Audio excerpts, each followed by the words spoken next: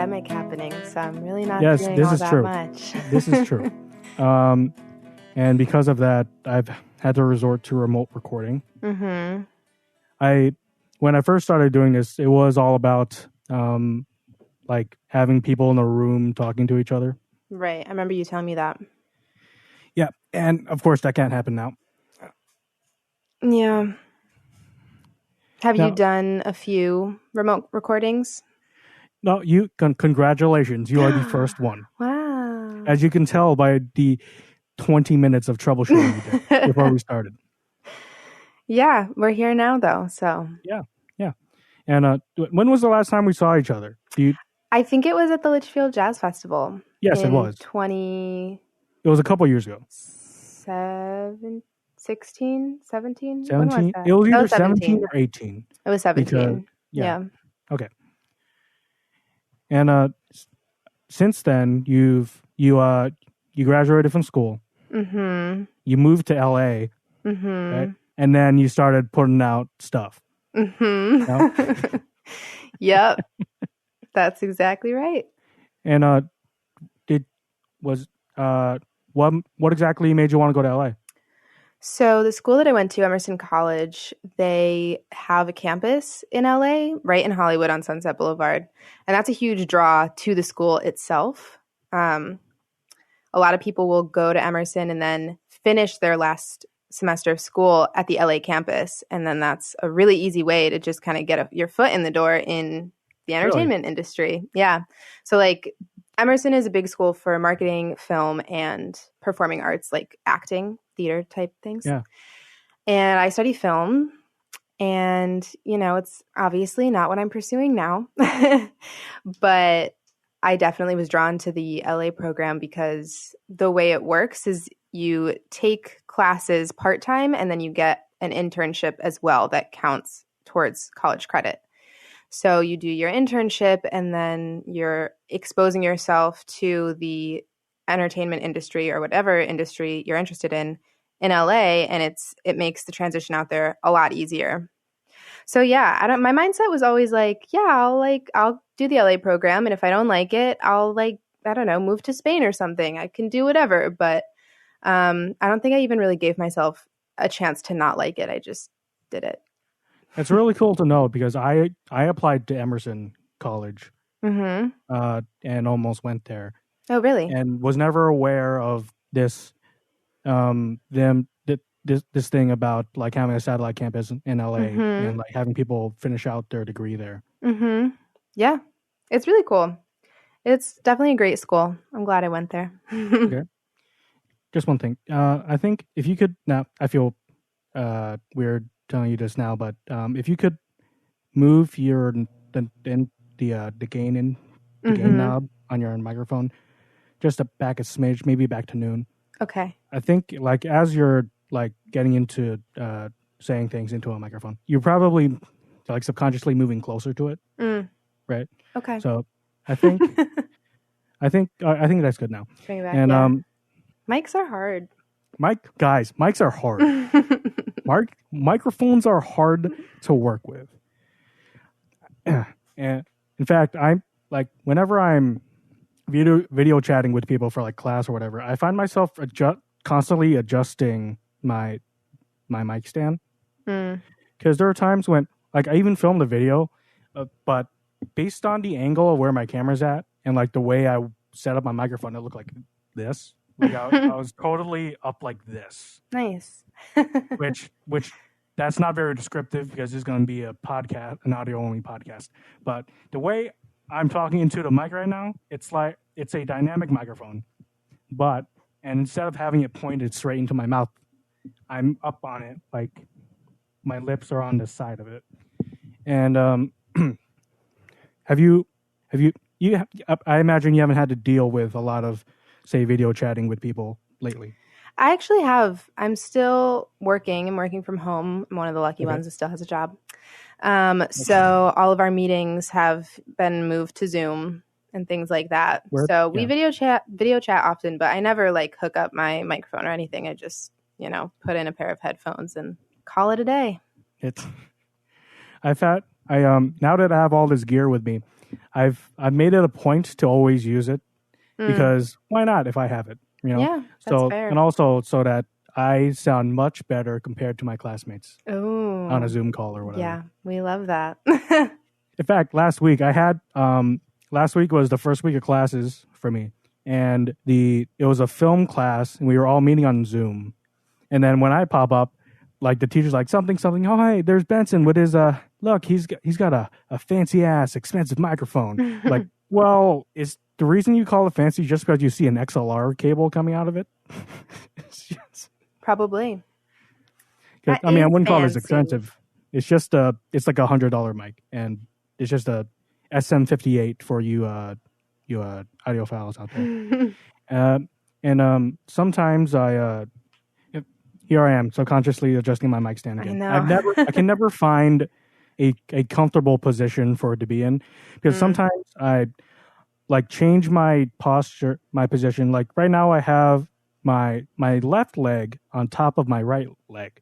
Mhm. Like my left ankle is on my right knee, Mhm. and it's like being held in place by my slidey keyboard thing on my desk. Gotcha. But then, of course, sometimes my posture changes because I notice I'm terrible, or I just end up going like just hunching over in it because my back hurts. What if you just And change it to handheld? You just pick it up. Don't use the stand. I mean, this particular microphone, the SM58, has an internal shock mount, so that would be fine. But I Mm. also, I have a mic stand here. I want to use it, Mhm. and I want to keep my hands free so I can Yeah, gesticulate and such. You know, that's fair. I feel you. Totally understandable. and this is a real bougie setup I have right here because I I like my walls white in this room Mhm. because it's for practical reasons. Because if your walls are white, any light in the room was going to reflect infinitely from every corner, Hmm. seemingly to make it brighter. But because I didn't want to turn on my actual light in my room, Yeah. and so I put in some LED strip lights on a shelf that's just right above my computer monitor. I'm like, this Mhm. is too dark. And Skype does not have a setting to adjust for low light. So like I have a TV right next to my head this way. And so I put like a white screen there, There you go. just a blank page, and also a lamp on my bed You to see have if to be innovative. that can even out the scene for you so Yeah. you can actually see me. I'm lucky here in LA, it's still daylight, and in probably like 30 minutes, the light will hit the disco ball that I have hanging in my window, and you will see some fun disco lighting too. So, listeners won't be able to see it, but Benson, you get to enjoy all the disco light. I love it. I've had this disco ball for almost 2 years now, and like it never gets old. Every time the sun hits it, I'm like, wow.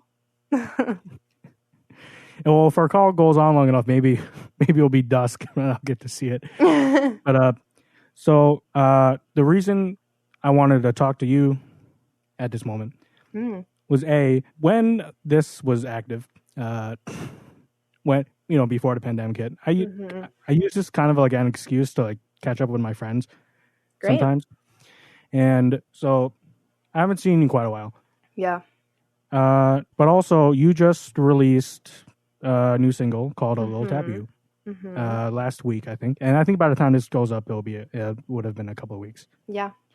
And I have to admit, when I'm scrolling through posts and like I see, oh, she's doing a thing, and then um, I was under the impression it was going to be like a full album. Mm. So then I'm looking through, and like, where's it's just singles and it's Where's just a the single. rest of Okay. it? Yeah. Well, I actually, at the beginning of the year, I decided I was going to put out an album. So I released my first single last September, almost a year ago. And that was so fun and so great. And like, I didn't even think that recording and releasing music was a possibility for me. And then I just did it. And I was like, cool, I can do this. But yeah, I never really thought about doing an album because I never had too many songs. And my problem is I have a lot of like half written songs or like Right. not fully finished songs. Um, But then it also occurred to me that like I can work with people and they can help me finish writing it. So once I started working on this one, A Little Taboo, I kind of realized that like actually I really could make an album. And so I had a concept for an album, and in early 2020 I started working on it. I met with two friends of mine who I asked to produce it, and we had been meeting and writing some things together and starting to like kind of come up with this concept. Then the pandemic hit, and I have written some more songs. I've started some and finished others, which is great progress. We love it. But in terms of production, I haven't really made any moves on that. So it'll be coming for sure. I had this idea with when I had finished A Little Taboo, because I worked on that with a different producer. So that one was ready way before the album was ever going to be ready. And so my whole idea was that I will release them with each other, and then A Little Taboo will be like, here's the single for my upcoming album. But then the more time I waited on the album and the more time we spent in quarantine, I was just like, I should just release this song. Like, people are just going to want to have at least a song, you know, during quarantine when all we have to do is consume media. So yeah, I just released it, and there will be an album at some point. I can't say when. I would assume and I hope that it'll be in 2021, but we'll see. Yeah, I don't want to rush anything. I definitely want to make sure it's genuine. I am also working on a record right now. Are you? Yes, I am. Tell me about it. It's so there's not a collection of songs.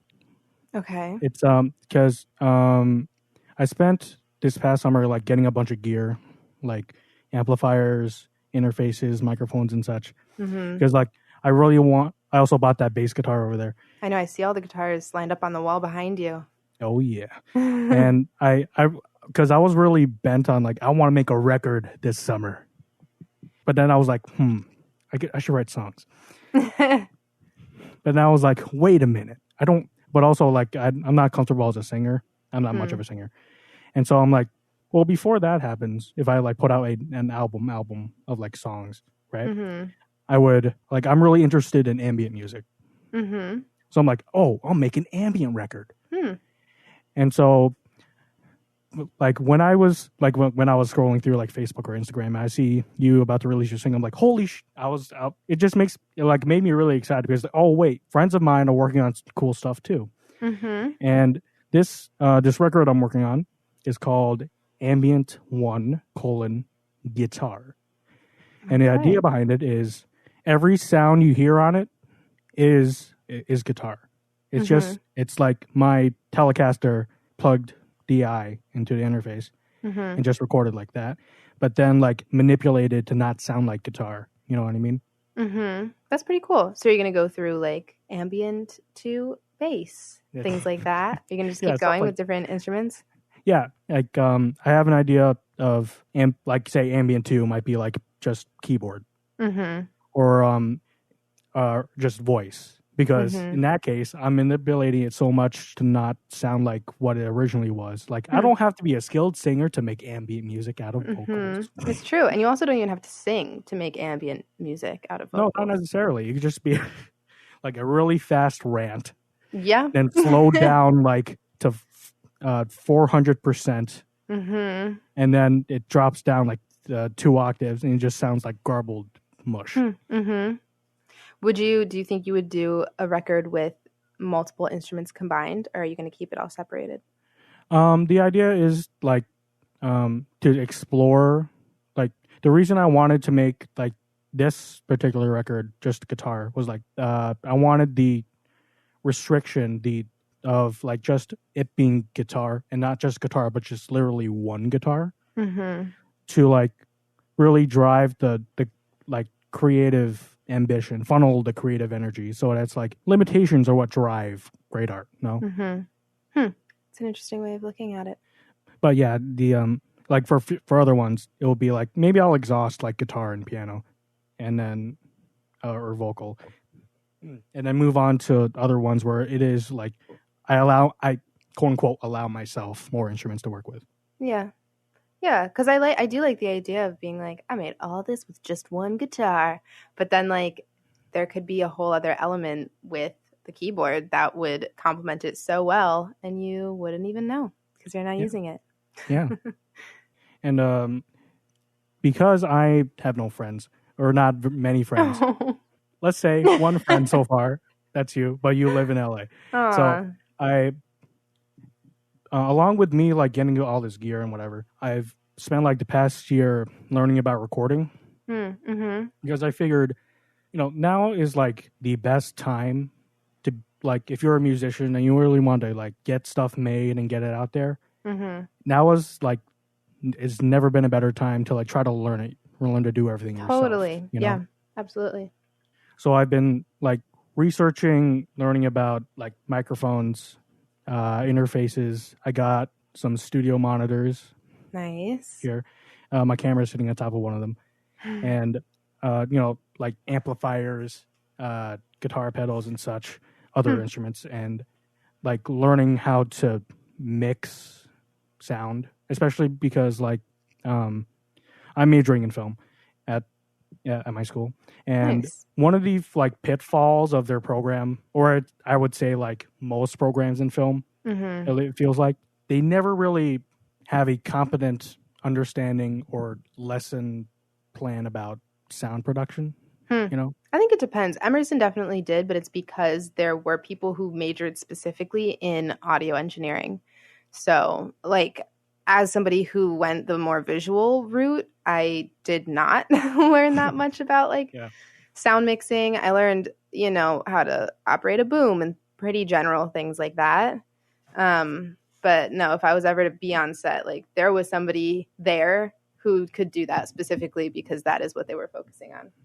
So, Well, then it maybe just be my school that sucks at it, then, because I have to admit that most everything I know about sound I've learned on my own because they didn't really do too good of a job teaching us about it. And I think the one thing that really pushed me to learn about it was me launching the podcast last year. That was me thinking like, I really want to learn about this, and the only way to do it is to like give myself a deadline, make it so that give myself pressure to do it, to learn about it. And so I've been using Adobe Audition to edit and mix the podcast and such, and so I'm really familiar with that now, and it's what I'm using to mix to record and mix this ambient record. Cool. Yeah, I mean, that's super cool. If you're not being taught by, your university or anyone else, giving yourself a reason to learn something that you really want to do, like not a lot of people do that. I've been in a similar boat recently. Like I bought I got this microphone and my interface at the beginning of quarantine. My computer is currently sitting on my keyboard that I just bought from a friend of mine. So I'm definitely trying to expand my knowledge in various areas of music as well. I want to learn more about production too, try and find some classes that I can take. And one of my friends has been doing some theory classes with me because I haven't done theory since high school. So I'm trying, but I definitely haven't given myself the kind of push that sounds like you've given yourself. And friends or no friends, we're all in quarantine right now, so we all have the time to do it anyway. Yeah. Like I'm not seeing anyone. I could just spend all my time with my music. Yeah. And I think this interest in like learning about recording and such it's like scaffolded from previous efforts of mine where I'm at the University of Hartford. And when I first enrolled there, I wanted to like take music theory classes on the side because I love music too much to not like want to learn more, right? But then I've through some way or another, I found out like I had some credits that could like act as music electives.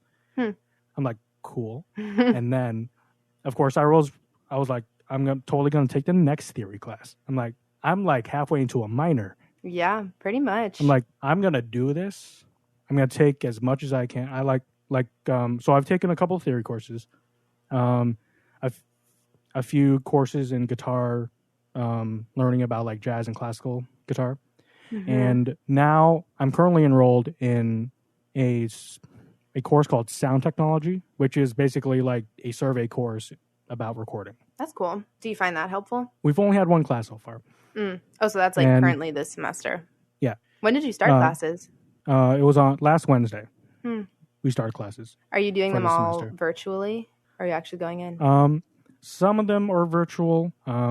There's a lot of them are hybrid. Huh. And so far, the only class I have that like is actually going to meet in person only is that sound technology course. Do you feel safe doing it?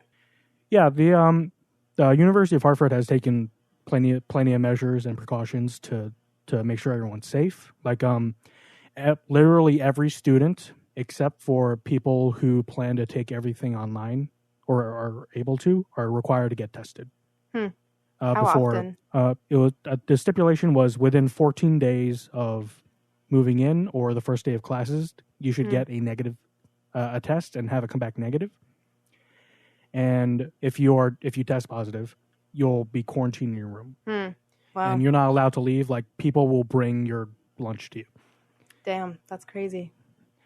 And yeah. they required everyone to download an app called Live Safe. I think Emerson's doing that too. Where you go through a health screening where it's just like, hey, like, how are you feeling today? Do you have any symptoms, etc.? Have you tested positive?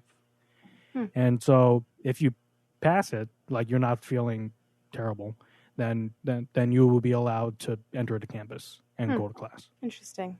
But yeah, back to your sound class that you were talking about. Just curious about how situation right now, you know. Okay, for those listening, we ran into some technical difficulties, and this happens to be a different day from the original day we were recording. As you can hear, I'm in a little bit better voice today than the other day, and we're going to try this again. I think the last thing we were talking about before things went south was at the like I was telling you about how at my school, the University of Hartford, the COVID precautions of everyone had to get tested before they came in. Everyone has to download an app that does a daily health screening. It goes without saying, but everyone's required to wear masks on campus. All the rooms have the desks arranged so that they're 6 feet apart. And most of the classes are hybrid, or most of it's going to be online. So half of my classes are completely remote. Some of them are hybrid, so like they split up the amount of people. Some meet on one day, the other half meets on another day, and so far the only class that's meeting only in person is my sound technology course. I can't imagine what doing that right now would be like. Oh, it's weird. Yeah, I'm sure. Like right now, I'm at this current moment. I only have to go to. I've always commuted to school. Like I went to community college, and then I transferred to Hartford, and I've only ever commuted to school. But at this current moment, I only have to go to campus one day a week. Wow, that's really not bad.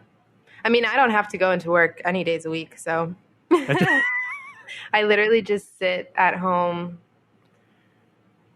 That's it. That's all I do. Yeah, yeah, but it's just gonna drive you like stir crazy, you know? A little bit. No, I do more than just that, but I mean, out of the 7 days there are in a week, I would say like at least 3 of them are me just waking up, doing work, and hanging out at home and like cooking food, watching TV, talking to some people, and that's pretty much it. I don't leave the house super regularly, which is weird because I mean, I used to leave every day for work. And also I would make plans all the time. So I always was going somewhere and doing something. Now that is no longer the case. Where do you work right now? I work for People for the Ethical Treatment of Animals. Oh, word? Yeah. That because I remember like over the past few years, like seeing you scrolling through Facebook, seeing like, oh, she moved to LA, and like she's trying to do stuff, and then like I was scrolling through and I saw a video from Wisecrack, and like I was familiar with Wisecrack because I'm a fan of Thug Nuts, and Thug Nuts is fun. And then I saw like several people just gathered talking about something. I'm like, wait, who's that? Yeah, we were Oh, talking oh, about that's Felice. yeah, I we're know talking that about girl. whether or not we were all living in a simulation. Yeah, I actually interned there. Um, when I did my internship at the Emerson Los Angeles campus for my Yeah, last semester of school, I interned at Wisecrack, and so I got to be in the video. Yeah, it was fun. that's really cool. How long were you there for? At Wisecrack, Yeah, just a semester, so like 4 months maybe. and when you say intern, you mean like you went, got coffee, and then appeared in that one video? Is that Pretty is it? much. No, I was a creative development intern. So they actually like didn't have much of an Instagram presence at that point. So me and some of the other interns made that a thing. It was sort of like they wanted us to get out of it what we wanted and also like what we put in. Mhm. So there were some people that were really interested in like post-production. So they helped a lot with editing and went that direction. A friend of mine was interested in producing, so she produced a couple episodes for them. I didn't really know what I was interested in, but mostly social media, so I did a lot of social media related things for them. But then they also like taught us a few different things. They actually like showed us they like basically how to run one of their podcasts when they had just started doing the Rick and Morty podcast. Oh, really? So yeah, it was cool. It was a fun experience, and everyone was super nice, super fun. There were two really freaking adorable office dogs, so it was fun. Yeah. And now, how long you been working for the people that ethically treat animals? I've been there for just over a year. I started last August. And what do you do there? I started out as a social media assistant, and now I am a content producer on the social media team. So I specifically work on TikTok. So I'm pretty much PETA's official TikTok girl. I I feel like an old coot because like I'd never heard of TikTok until like last semester. Mm. I mean, it really blew up recently, especially during quarantine. I feel like phase one of quarantine was everyone learning TikTok dances. Yeah, but I realized like it's been around for like a good while now. Yeah, a minute. And It used to so be Musically. Do you know that one? I'm sorry. It used to be an app called Musically. Basically, it Really? was just a Oh. bunch of like tweens lip syncing and doing stuff like that. And then Musically became TikTok. And so there's still a big like lip syncing kind of aspect to it, but it's a lot of Yeah. different content that's made there. I mean, I remember like back in the old days when like when Vine was a thing, Oh yeah. and like I remember having Vine for like a minute and then being bored by it, or not exactly being bored by it. I mean, like there were people who made good content. Like I especially enjoyed Bo Burnham's Vines, Yeah. but I was like, I don't really need this. Like I'm not gonna make Vines and shit. So, and That's then fair. of course, and then like not too long after I tried to get into Vine, it died. Yeah, that was sad. I really liked Vine, and so I really like TikTok too. I didn't like TikTok when I first started using it, but now I do. That's like a big joke among TikTokers is like, we all joined this as a joke and now we're addicted. And it's like, yeah, that's really true. Yeah, I always loved Vine. I won a Vine contest once. Doing what? And I made a video about a scarf. I made a video about an app, basically. Like these two really big creators did this ad campaign for this website that I actually used a lot. So I was like, oh, fuck yeah, I'm going to make a video to this. And I won the contest and I won $500. And then I also got revined by those creators. So yeah, I kind of like was Vine famous after that. That's not true. I had like 2,000 followers. I once got the top comment of the day on Reddit. Yeah. Ooh, nice. That's fun. That's my internet fame. And of course, it's Reddit, so it's anonymous anyway. Yeah. I left a comment on a TikTok that went viral. It has like over 100,000 likes, and every day I get notifications of people liking the comment, and I'm like, I'm never commenting on anything ever again. I left that comment months ago, like probably in June, and it's still I'm still getting notifications every day. It's ridiculous. I hear like so the first time I really heard of it was last semester, and I'm just like hearing people talk about TikTok. I'm like, what the fuck is that TikTok? Mm-hmm. That's a Kesha song, and It's true. it's but then I'm like, what the hell is TikTok? Looking at it, I'm like, oh, it's like Vine, Yeah. except it's Chinese spyware, Yeah. and it. It is very Oh, similar. There is some similar content to Vine. That's like yeah, the gold. And then there's some really crap content too. But yeah. in Well, I general, mean, I enjoy it. that goes for every platform, Yeah, but totally. so like I'm not so much into like social media. Like I have an Instagram account, but Mm-hmm. haven't touched it in 5 years, and because I got bored by it. And Mm. same as I related earlier about Vine, I'm like, yeah, I don't need this. Hmm. And so like I never wanted or felt the need to get into TikTok, and I'm kind of glad I didn't because again, Chinese spyware. Mm-hmm.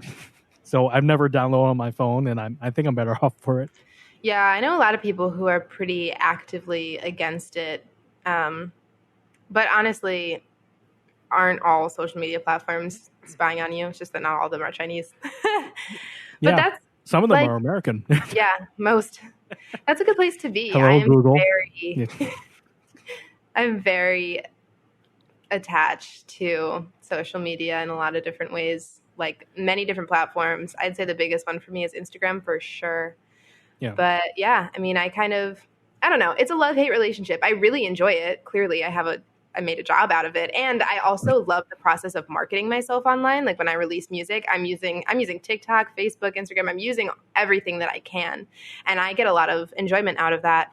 But I don't know. It is hard. Like it can be a waste of time. It can make people feel like they can replace face-to-face in-person connections, which isn't true.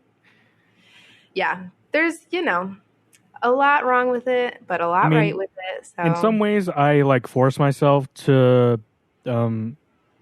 engage with social media. Like, yeah. I'm really active on Facebook in terms of like promoting the podcast page, Mm-hmm. and like I even made my own website for the podcast and has links to like the Facebook page, my Twitter account, which like the podcast also publishes to my Twitter account, and like all like 7 or 8 other different like podcast platforms that people might use to listen to podcasts, like Apple Podcasts, Spotify, Google Play, and all those things. But like for some reason, because like I was so inactive on Instagram because I didn't like I got like the reason I fell off is because I got bored by it. And but like even though it probably would be beneficial, I never got into promoting the podcast on Instagram. Yeah. I mean, I don't really use Twitter or Facebook that much at all anymore. Twitter, I'm using a little bit more, but usually I just retweet my friends and the tweets that I have made for PETA and things like that. But yeah, so I hear you. Like, not all of it is super enjoyable. I particularly love Instagram and TikTok, so posting content on there is great, but I forget to post on my artist page on Facebook all the time. And also because my following is just so different. I'm the most active on Instagram, so of course I'm going to have the biggest following there. And same with TikTok versus Facebook. Like, I rarely post or interact with people on it anymore. So I mean, I remember I used to care so much when I changed my profile picture. I would do it at a certain time, and I was aiming for a certain number of likes. I cared about it so much, and now I just like do it, and I'm like, oh, here's the cover photo of my new song. Go listen to it, and like 3 people like it, and they're like, sounds good. It's like not really that useful to me anymore. Speaking of which, when I back when you released like Bad Reputation, and also around this time when you released A Little Taboo, I would be like looking for the song on YouTube, and you know how YouTube kind of auto generates tracks from like an artist, and they're located under like a pseudo channel that says like the band name dash topic. Yeah. I found yours, I Uh-huh. found a little taboo not like a week ago, and it said Felice Lesser, Lesser. Yeah. and I recognized the artwork. I'm like, what the hell is it? Yeah. And it's because like it's a channel that like the pseudo artist channel, but it's like a mishmash of just every single person with the name Felice who has published music to YouTube or published music in general. Yeah. You know more about it than I do. I just discovered that my music was on YouTube in that form a couple weeks ago. And it happened because a friend of mine was doing a theory lesson with me and he decided to use Bad Reputation. He was like, we're just going to reharm this and I can like show you with your own song. And he was playing it on YouTube. And I saw like my album cover and the YouTube video and I was like, what? I didn't post that. What is that? And so I looked it up and I found Felice Lesser and I was like, what is this? And I was really confused. I was like, this should be monetized. This is my song. But then I realized it's my distributor. Like my distributor publishes it to YouTube. And I noticed the other videos. I wasn't really sure what it was, so I didn't really look into it that much. But I was curious and I did look up to see if A Little Taboo was on there in the same way. And yeah, it is. So So that's kind of weird. the way to combat this is to get so big Mm. that you like that you by default claim the mononym of Felice, Mm-hmm. like the same way Prince did. Right. That's Like the goal. get so big, become so successful and famous that absolutely anyone who's searching for Felice Can only has find like me. can only find you because you're the biggest name. You're the biggest person named Felice. Yeah. I mean, yeah, I was really intimidated to oh, I got a hair in my mouth. To make my artist name just Felice. I was playing with a couple different ideas. I mean, my like social media is always Felice Magic because no Yeah. one can pronounce Magistrali and Magic is similar. That was my sister's nickname. So Yeah. that's sort of what I adapted for social media. And then when I was thinking about being an artist, I was thinking maybe I'll be Felice Milena. That's my middle name. Or maybe I'll come up with a new name. But like, I feel like my identity is so intertwined with who I am as an artist too. Like my brand as an artist is pretty much my personality. So it felt weird to like create a separate musical identity when I Yeah. am my musical identity. Yeah. So yeah, I mean, I was really intimidated to take Felice because yeah, like you said, there's Prince, there's Madonna, Beyonce. And apparently this other mishmash of people with the stage name Felice on YouTube. Yeah, exactly. So yeah, there's just the people who use their first name or only one name, they're like the greats. And I kind of feel like, who am I to assume that I can do that, you know? But all of my friends encouraged me and they were like, why would you do anything else? Because Felice isn't the most common name. I know one other Felice. No. So yeah, I just decided to go for it. And either I will become one of the greats and it'll totally pay off and nobody will ever pay attention to another Felice or not. And it doesn't really matter what happens to me. I was also I played around with the idea of a stage name, and of course, couldn't come up with a good one. Right. So I like even now as I'm working on the ambient record, I guess now I just, even though it's probably smart to try to find something for like marketing reasons, I kind of like am just so jaded about it. I'm like, I just want to. I'm so tired. I just want to like make the music, put it out there. Like it's my name. Okay, what do you want? Yeah, I mean Benson Ty sounds nice. Ty is a name that anyone could say. Well, It I mean, flows well together. so some people like even now, like I'll tell people, like if they're writing my name down for something, it's like Ty. Is like, is that like necktie? Is it? I'm like, and then I have to say like tie, like the land, and then they can't spell that because they don't think about Thailand all that much. I'm like, and I have to spell it out loud, like it's. And then sometimes I joke around. I like because I'm so jaded and over it. I sometimes joke around and like say it using like the NATO phonetic alphabet, like Tango, Hotel, Alpha, India. Even though they're like I'm physically right in front of them. Yeah. Well, I don't know. I like Thailand tie better than necktie tie. Yeah. People Yeah. will figure it out. Yeah. And like I don't know, like I suppose like using the mononym Benson, I don't know. I mean that might work because again, it's not that common of a name, and it's even like especially uncommon as a first name as opposed to like say a last name. That's true. I do know a few people whose last name is Benson. And then like I can make a record of me playing George Benson songs called Benson Plays Benson or something like that. There you go. But like I remember I had some like really bad ideas for stage names when I was actively thinking about it. Give me some Like examples. like when I was like 16 or something when I was seriously thinking about stage names. I figured roll my influences into a name. So I was like John Paul Dylan. I'm like, that doesn't sound good. I mean, I think somebody would probably take something like that. Or like Ben Dylan. Ben Dylan. Or you could make that a first name and make it Bendolin. That kind of works. Bendolin's playing at Bennigan's.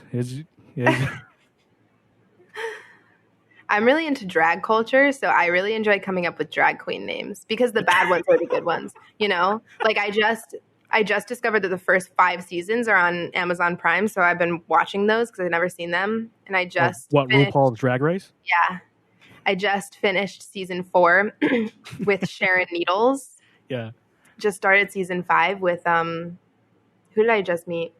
Penetration. Yeah. There's a lot of good ones. And then there's some that like aren't even a pun like that or a play on words. Like I also really love Alaska Thunderfuck. Like what a name. You can just do that. Okay. I'm hoping there's some that are just like really cold and like clinical. It's just penis. One's just called penis. Yeah. I don't think there's anyone called penis, but there's a lot of ones like that that are just like one short name. Let me think of an example. Or dragon, or like as in the verb like the DRAGGIN apostrophe, dragon. But the RE dragon, like they have maybe their outfit looks like a dragon. Yeah, that's not a bad idea.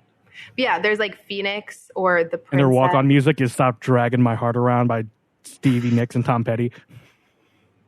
I think that just needs to be you. You created such a specific persona, for yourself. There you go. Guys, you heard it here first. I'm a drag queen now called Dragon. Yeah. Go ahead. Start it. And then you don't need to come up with a pseudonym for music because you can just let your drag persona. My dragonym? Yes, exactly. That's the next album, guys. Dragonym. I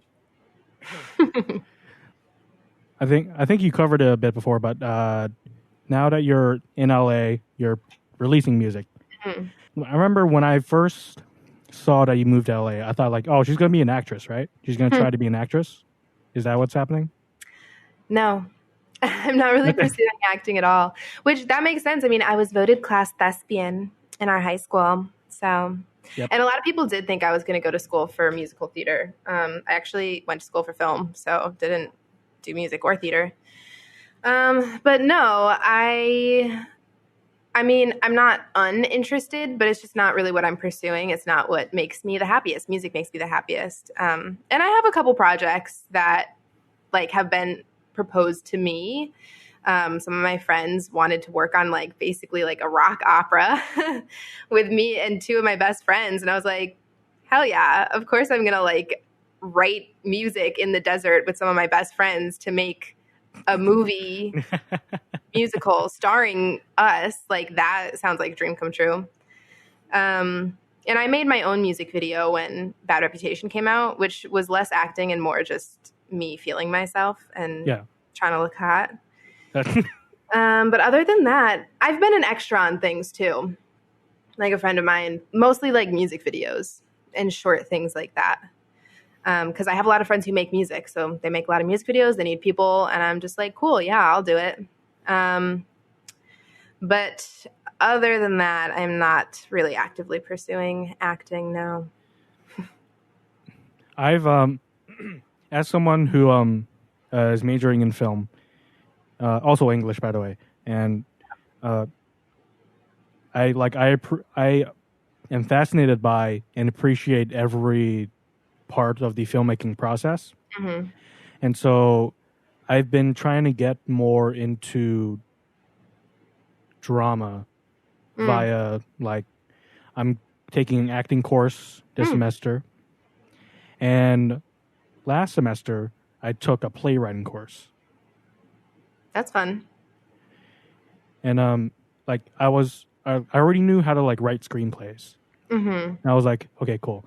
And then the one of my instructors at the University of Hartford, who I've come to know really well, especially because she's like, I've had a few classes with her, and she's been on the podcast. And I saw like, oh, she's teaching a playwriting class this coming for this coming semester. I'm like, I'm totally going to take that. Yeah. And so we spent a lot of time writing 10-minute plays, which got interrupted by COVID and stuff. But like we wrote 10-minute plays, and we were only able to. There was like an absurd number of people that enrolled for this playwriting course that had a cap at like 20. And like we were full, and like there's normally not that many people enroll for playwriting, and so Yeah. like I remember her saying, like most of the time it would be like 6 to 8 people or something like that. They were able to like really like have each person write 3 10-minute plays for the whole semester and like really dig in deep and like really revise them and all that. And of course we weren't able to do that for time constraints and also COVID. And like I really I'm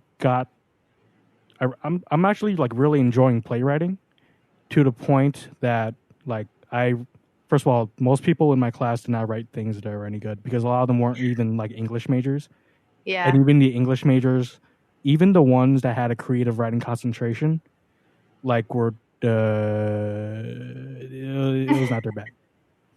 And like I liked it so much that like I entered the first 10-minute play I wrote. I entered to the university writing contest and I won first place for drama.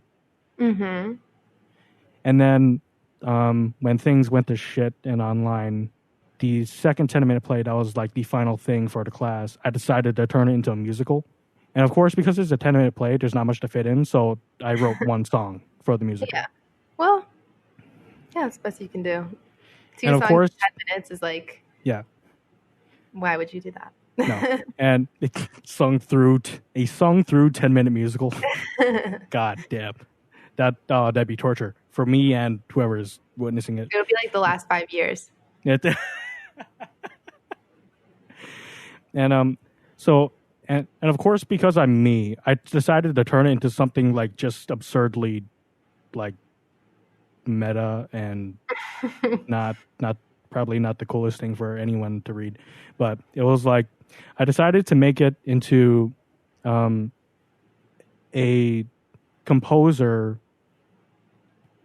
playwright person, a person who composes music for plays, who wants to write an I want song, if you know that terminology. No, I don't really. It's like if you look at any like musical in film or stage or whatever from the past like 50, 60, 70 years, most of the time there's like a big song in the first act where the protagonist like states their goal, their desire, right? What they want, right? And so the conflict in this like 10-minute this brief 10-minute musical was the composer guy wanting to write an I want song. And he himself, I wrote a song for this musical that is the I want song of him wanting to write the I want song. Of course. Have you ever heard of or seen or listened to Title of Show? I have not. No. You need to check it out. It's literally called like there's brackets and it says Title of Show. Um, and it's a musical about two guys writing a musical about two guys writing a musical. And it's super meta and it's so funny. Like the songs are about like filling out the forms to submit your musical and like the secondary characters and like yeah, just it's really great. All it is it's a 4-person cast. And so like the two main characters are these two guys writing the musical and then two female supporting characters and 4 chairs and a keyboard. And they sing about that too. That's another play in itself. 4 chairs and a keyboard. Mm-hmm. Or Yeah. like that's like the next Beck single. And the I got 4 chairs and a keyboard. So this has evolved into me taking acting this semester, which it was originally supposed to be taught by the instructor that taught my playwriting class, but then she got handed a sabbatical like a month out, and now it's someone else. But it's a bummer. I'm not going to be taking it with her. But I'm hoping to like I've quote unquote acted before, in the sense that I've like started my own production where I was literally the only person working on it. But that's acting. Yeah, but like I appreciate the art of acting so much, what goes into it, that I want to learn more about it and not necessarily act on my own. Maybe I could by necessity to be my own thing or whatever, but at least be better at it. But I want to like use that experience to like whenever I start engaging with actors in a capacity that matters, to like be able to know what I'm talking about and like be comfortable with them, you know? Yeah, totally. I feel you. Would you be more interested in acting? Well, I feel like maybe this is a stupid question because you're studying film, but are you more interested in film acting or theatrical acting? Well, first of all, I'm not interested in acting like as a profession. Like maybe like I might fall into acting to like fill out roles and like stuff. Or maybe I'll be like Jason Schwartzman and like have no acting experience, get dropped into Wes Anderson's Rushmore, just be like and become like the biggest star ever. But I think it is like I like the idea of just being able to act, like to know what so I can know what an actor feels like, to know what they feel like on camera. That I guess that answered the question. I guess I'm more interested in film acting because the number one thing is filmmaking. Right. So I think it's about understanding how film actors, what they're doing, how they feel. Oh, that makes sense. Yeah, it's really been a long time since I've seriously acted in anything. Since high school, or not even like in productions for like at Emerson? Yeah, I mean, for class or something? did things at Emerson, but like film acting is so different than like putting on a play. And anything that I did at Emerson, it was a short thing that didn't matter that much. Like I'm thinking back, I acted in a few music videos. I got to be a zombie once. That was fun. Cool.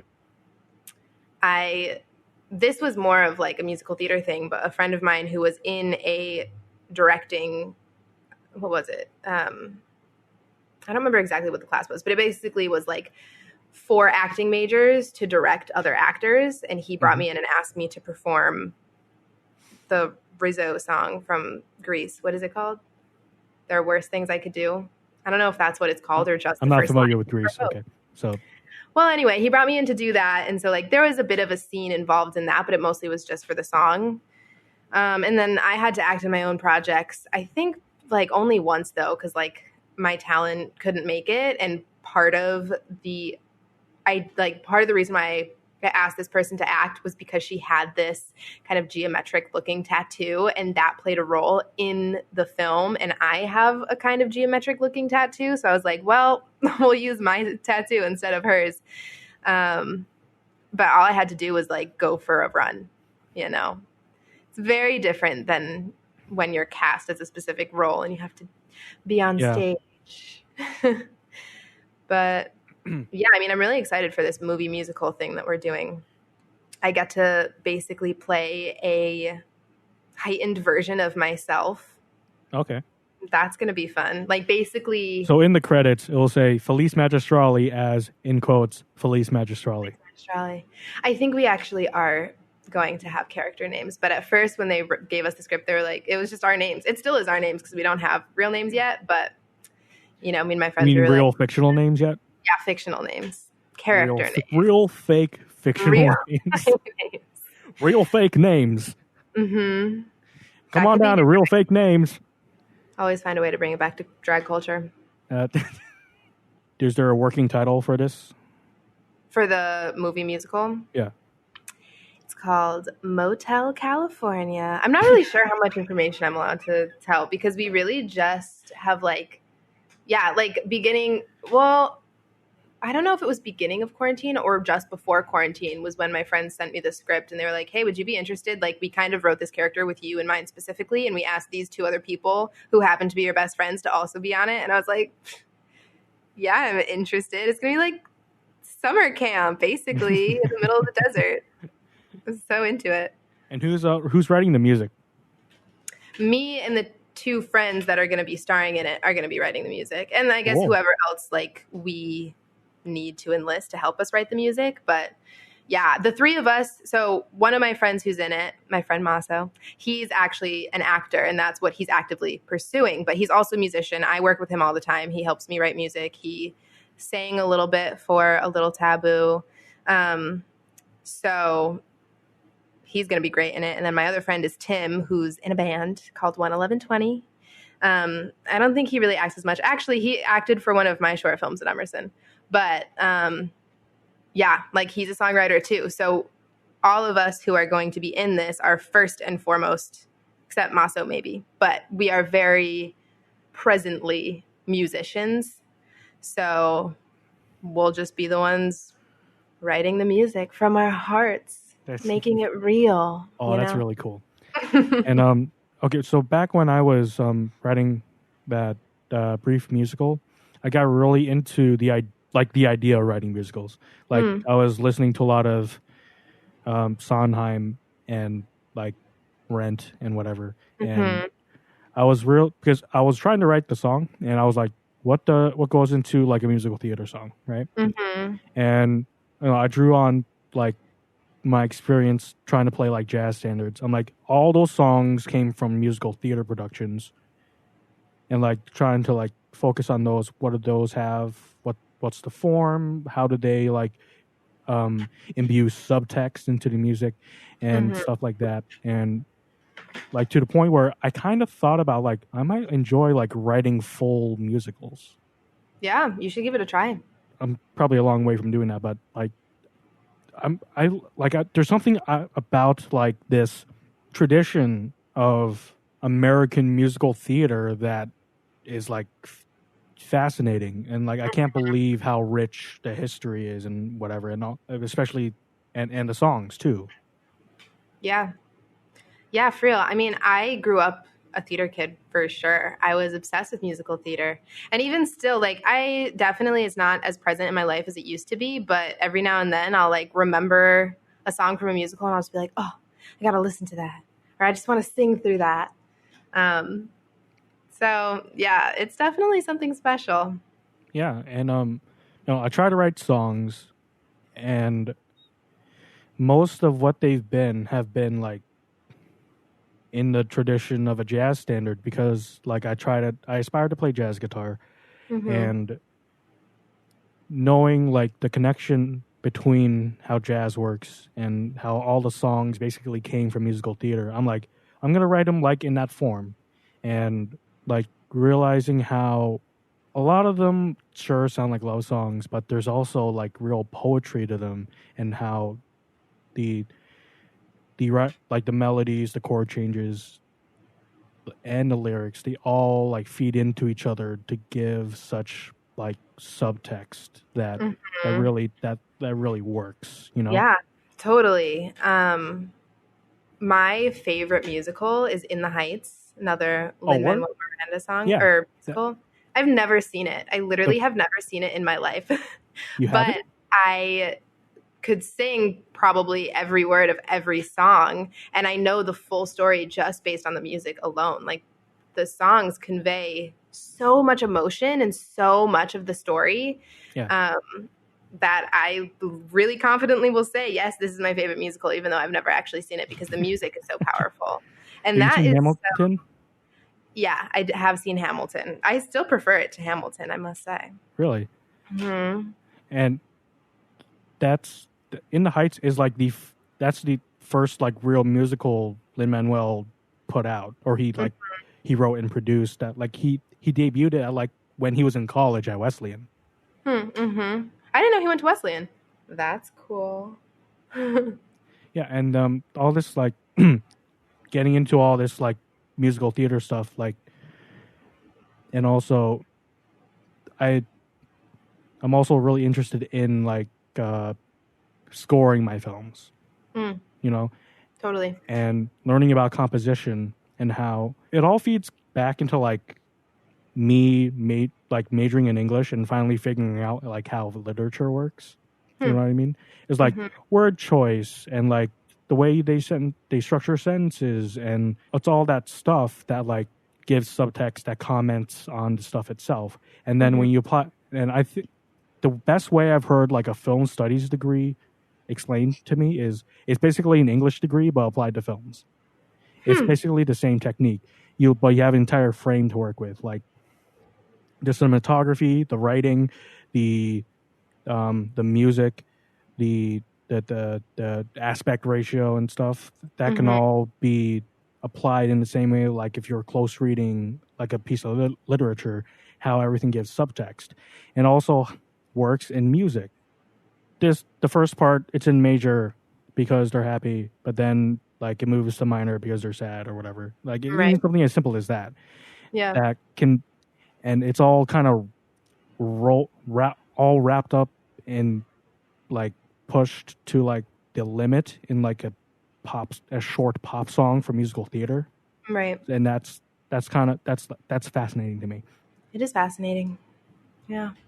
Learning so much about that and how there's so much more forethought to like composing film scores or just songs Yeah, than people totally. think. That Yeah. it's like that's that is something I can learn from. That's something I can apply to like stuff I write. Yeah. Yeah. Writing in general is more than just writing, like whether it is writing a story, writing a poem, writing music. It's not just words that you're working with, you have to convey the emotion. And then depending on what you're writing, there's just so many other elements that go into it. And you're right. Like even just in film scoring, like two people having a conversation, it's a happy conversation, it's major. When it's sad, then you switch to minor, like little details like that. I mean, that's such a general, vague example. Um, but yeah, it's a lot more than just writing the words and understanding words. Do you know the YouTuber bass player composer person who by the name of Adam Neely?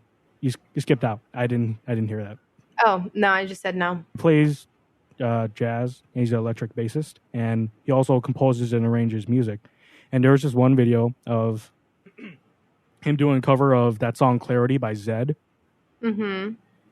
And the way he arranged it was like it's very electro jazzy kind of, like it's like programmed drums, or not really programmed, but like electronic drums, like electric keyboard that sounds kind of weird, and like a sample of a vocal that's like sped up, pitched up, and it sounds not natural.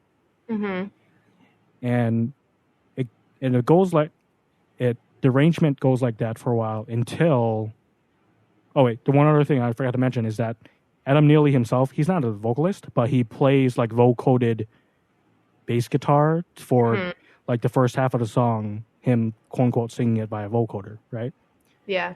And it sounds like a disembodied, weird, robotic voice. But then at some point during the song, it switches to like live drums, an actual vocalist who doesn't have like weird effects applied to their voice. And you could say when that comes, it's a moment of clarity. But No, yeah. like most decisions. Let's face it. Most decisions in music and like the writing and whatever that give like subtext like that, they're all puns. Let's just face it. 70% of them are puns. That's just how it is. True. Yeah, you're right. I there's definitely times when I do stuff like that in my music. It's not necessarily puns, but it's like, oh, this is like a callback to this specific thing that happened. Like most of my songs are about people or experiences that I go through when interacting with people. Yeah. And if I have a specific person in mind, usually I'll say something about them. I really don't want to give you an example because I don't want to expose myself like Yeah. that. But I always think I'm so clever. But only a select few would know what I'm talking about. And that person themselves if they were to listen to my music. Right, okay. Do you think is lyric writing like the hardest part, you would say? For me, yeah, definitely. Melodies come to me so easily. I could sing you one right now. But I really do have a hard time communicating what I'm feeling.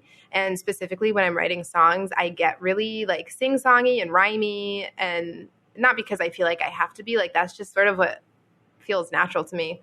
So that's actually why I work with my friend Tommaso a lot. He's a lot better at words with me. And I mean, he wrote some of my favorite lines in A Little Taboo. He helped me finish writing Bad Reputation and A Little Taboo. Like, and there are times too where I'm always like, no, I don't like that. And then he's like, wait, no, just think about it. And then he explains it to me. And I'm like, okay, maybe I like that. Like, A Little Taboo, here's an example of kind of something like punny, but just, you know, a little play on words. The line in the second verse, the first part of the second verse was something that he came up with. And it's, I'm not trying to fall, but you're falling too. You're catching me, I'm catching you, looking at me from across the room. So when he first said that, I was like, that's bullshit. Like, no one's catching each other. That defeats the purpose of the song. And then he was like, no, then you continue and say, catching you, looking at me. Like, you're not, no one's catching anyone in the sense that, like, oh, you're falling in love and you're catching each other. It's something Yeah. entirely different. And then I was like, oh, okay. I see what you're doing. I like that. But I never would have come up with that on my own. Yeah. Definitely not. Yeah, like with stuff I've written, I've found like I'm not a lyricist. Mm-hmm. I'm just not. Even though like even when I'm like in my English courses, I've had to write poems and shit. Yeah. But like it's not really it's just not my thing. And even though I do want to write songs and songs have lyrics, like the stuff I've written, they sound like jazz standards. And then when I think about jazz standards, I'm just like, oh, they're love songs, right? I'll just write there's some real like sappy, lovey-dovey lyrics, but they Yeah. sound not so bad because it's played in a very jazz style that's like got a swing to it and whatever. Mm-hmm. And I want to find a way like to not have to quote unquote write real lyrics, if you know what I mean. I guess. I mean, what do you mean by real? Like I really like Beck. Mm-hmm. And how he wrote like 90% of his catalog is just nonsense, but it sounds really cool and it's catchy. Yeah. Like Where It's At and Loser. It's like they don't really mean anything, but at the same time I guess they do mean something. Yeah. I don't know Beck too well, but that kind of reminds me of Hiatus Coyote. Do you know them? I don't think so. Okay, well, a lot of their songs are just like, what are you saying? What does any of this mean? And I don't know. I've never heard like Nia Palm, that's the main singer. I've never heard her break down what anything means, but it sounds really freaking cool. Yeah. So you could totally do stuff like that. And yeah, but also it's like if I make records, it'll be by default because I'm just one guy and like it'll probably be mostly acoustic instruments. It's like, oh, a singer songwriter, oh, share your feelings, blah blah blah. Yeah. Like, I don't want to do that yet because I mean, A Little Taboo for me, I don't know. I recently have been feeling like the lyrics are a bit cliche, but I wrote this song because typically I try to write about these like big concepts that are really weighing on me, and I just don't know how to vocalize it. And so this song, again, I took one from my friend Tommaso, who can write about like anything and will write about really specific experiences. So I was like, okay, I'm going to write a song about this person that I had a crush on, like at this brief point in my life, like it was such a, what's the word I'm looking for? Trivial thing, it's not like, it wasn't a big, huge relationship. It wasn't this feeling that I was struggling with. It was just about like this A person. fleeting moment. Right, exactly. And this random person that like really doesn't have much significance to me. So yeah, that's where that came from. And that was sort of me trying out a new style and thinking you can write about something really specific and really kind of not important, unimportant, not important. I just made up my own word. I mean, in that case, like I feel like for A Little Taboo, the lyrics fit the style. Totally. So I'm like, even like I'm listening to it, it's fun, and like even though I might not prefer like pop music, and especially pop music that's like just that just has like the like lovey-dovey kind of love song lyrics. It's like, I mean, first of all, yours are a bit more thought out than like whatever is on the top of the charts now, but also like again, it fits the style, and it felt kind of um neo soul-y a little bit, and it's like, oh, Yeah. I can feel this. Like, Yeah. like it reminds me of like kind of bouncy, kind of swingy neo soul songs. Are like Mhm. they're all love songs, but most songs are love songs. Come on, Right. and it's like I can feel it. It's working. It fits the style, and it's not the worst thing in the world if you write a love song. I Yeah. guess. Yeah, totally. Yeah, I mean, A Little Taboo is definitely sort of a hybrid between like pop and a more like alternative kind of R&B, like neo soul Yeah. style.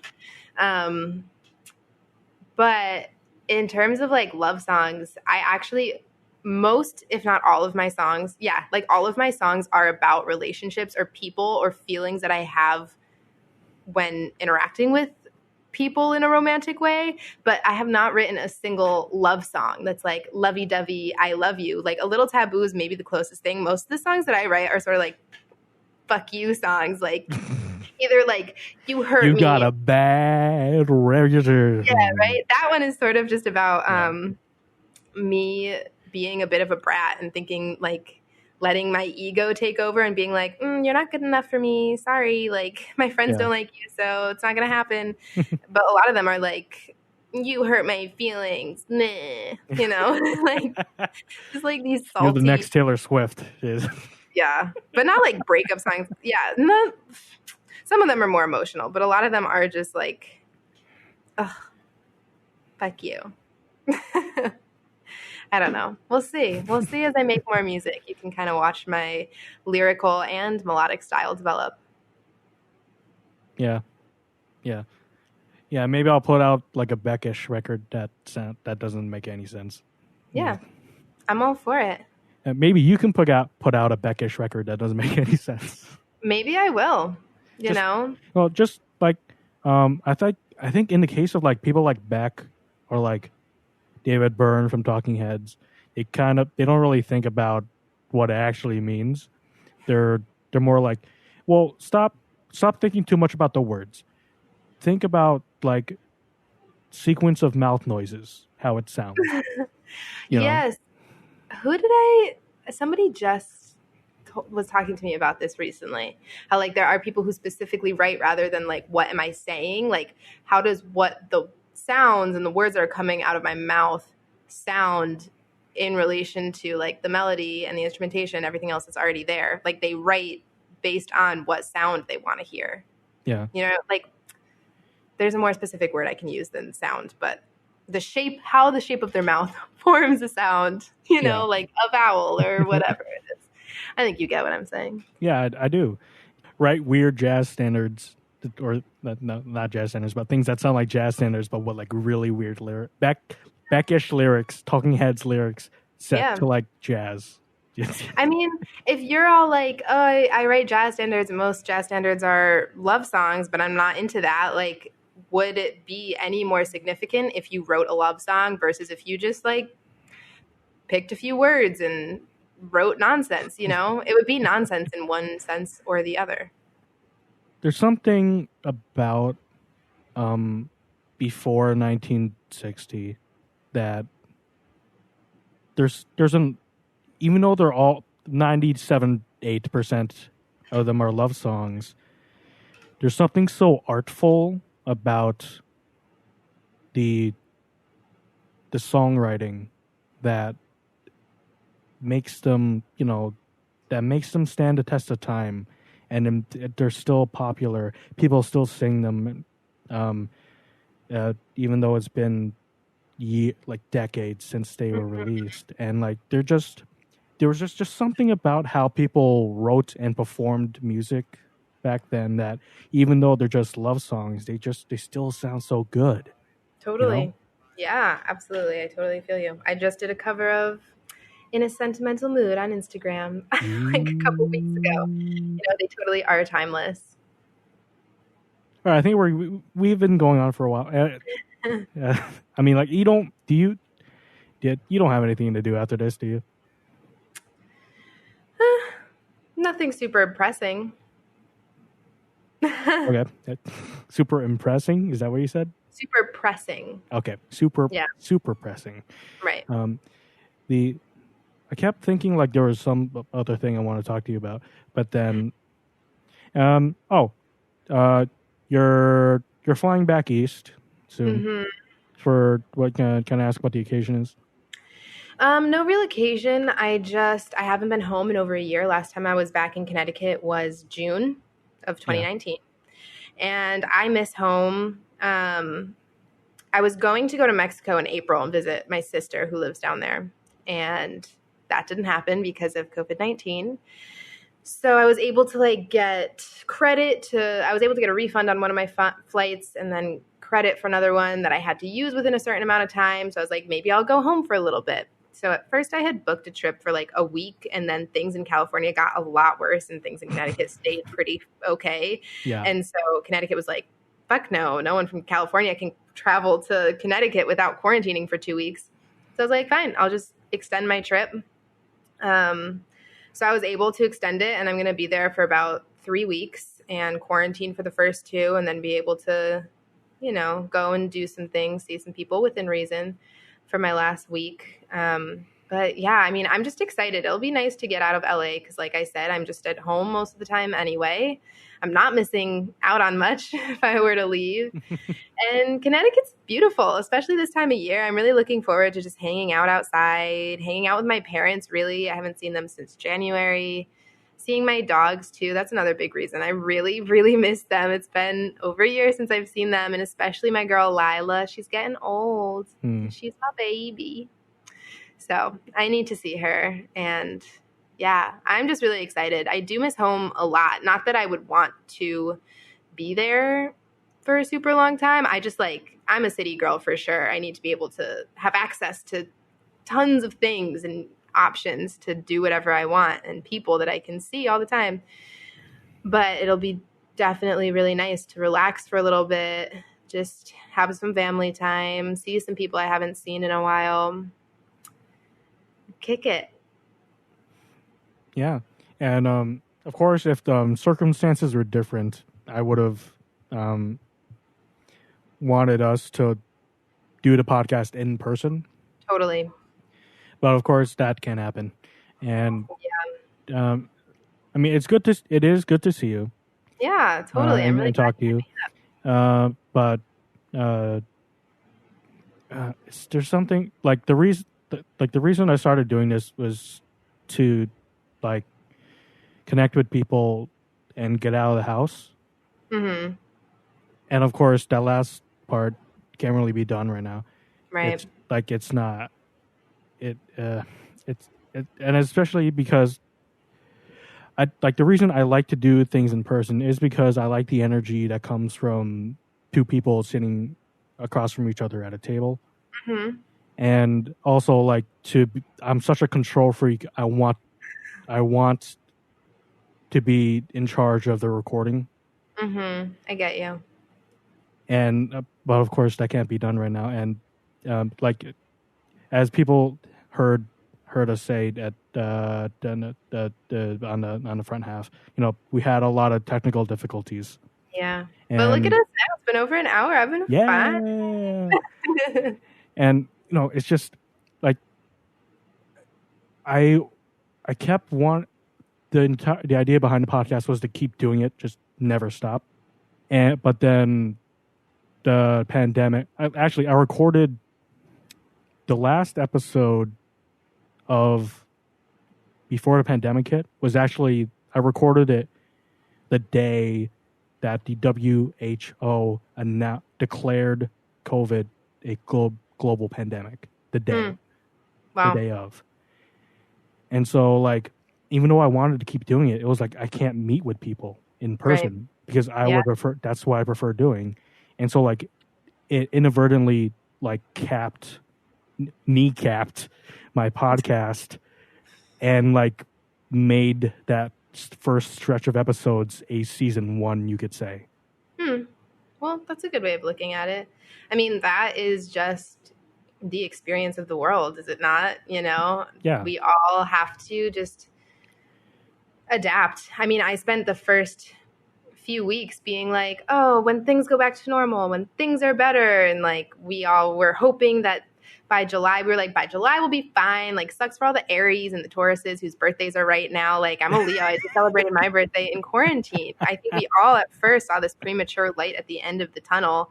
And then once it became more obvious that like, this is really serious and it's not going away, especially if people are going to keep not taking it seriously and reacting to it the way that they have been, this is going to continue to be an issue. And instead of looking at it like, oh, when things go back to normal, or, this is such a hindrance to what I'm doing, you just have to adapt to how things are now and figure out what you can do in the given circumstances. So I definitely understand the disappointment and the change in just general vibe of the podcast. I get the appeal of meeting in person, and I'm all for that sort of thing too.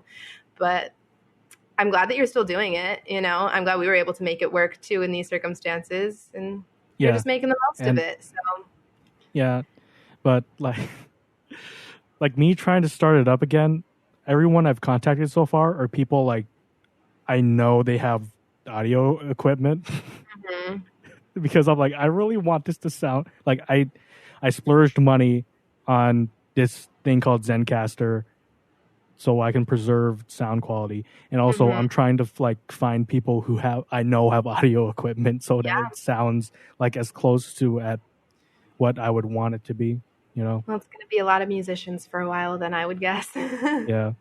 But then like I even had a thought about like buying like a plexiglass barrier.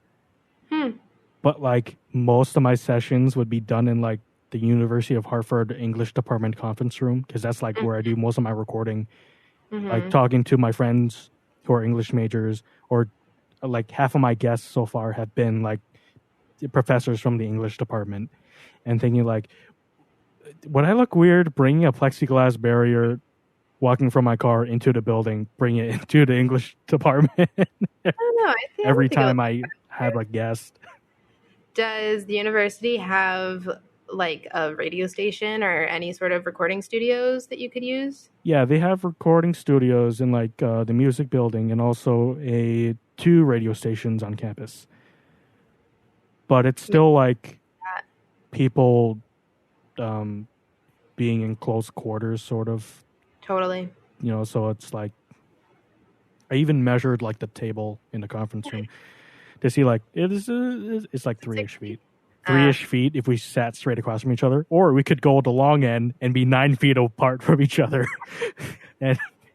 Well, you could kind of just shift the chairs down and do a kind of diagonal type thing and just cheat in a little bit. Yeah. Or, you could totally change it and like do something outside at 6 feet distance and have the nature sounds in the background too. And then be like, instead of 2 people in a room talking, it's just 2 people outside talking. Well, I mean, Sure. I only use dynamic microphones when I'm doing the podcast, so that might work. That could work, I suppose. Could But work. Could be worth a also, try. I don't know. There's still like, again, there's still like like the idea of sitting at a table and you're completely engaged, talking to each other and all that that I Yeah. would want. So I get I don't know. I guess I'll have to figure it out until then. Mm-hmm. So, Well, you're making do. You'll figure it out, and then eventually we'll be able to see other people in person again. Yeah. And you'll get your podcast back. And then as it was. yeah, and then I don't know, maybe okay, I'm sorry. Yeah. That was just me thinking about how long this could go on for. And like I have to talk to people. I just yeah. And I mean it's better than just giving up on it completely. Yeah. But well, enough of that. It's been a pleasure to have you on. Yeah, thank you for having me. In 2 separate time frames. Yeah. I usually title the file the date and then the name of the person. But now we're spread over 2 days. 2 days. Well, now I get 2 dates. So yeah. But it's cool having you on. It's really nice to see you and talk to you after not doing so for so long. It's really nice reconnecting with you. And I agree. Your single A Little Taboo came out August 28th and it's out now. It is. Go listen to it. Yeah. And maybe in the future, if would you be interested in returning to the podcast? Yeah. Yeah, sure. All right, cool. Maybe by that time we can like be in people. We can meet in person. Yeah, that would be great. Whenever that will be. Yeah, we'll see how long it takes for that to happen, but for sure. All right. Well, thank you again. Yeah, thank you. And stay safe. Thanks. Yeah, you too. I'll try my best. All right. That's it for now. Bye. Bye.